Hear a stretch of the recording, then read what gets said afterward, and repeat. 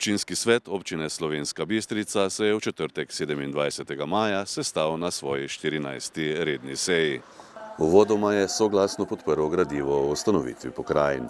Svetniki so se seznanili tudi s poročili o trendih varnostnih pojavov na območju občine Slovenska Bistrica, o delu medobčinskega inšpektorata in redarstva z oceno izvajanja občinskega programa varnosti ter o izvajanju zaščite in reševanja ter požarne varnosti v občini v letu 2020 in s poročilom o poslovanju javnega podjetja Komunala Slovenska Bistrica.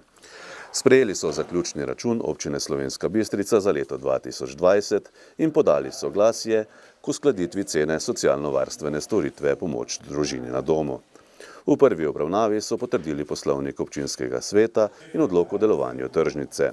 Občinski svet je obravnaval tudi več premoženjskih in kadrovskih zadev.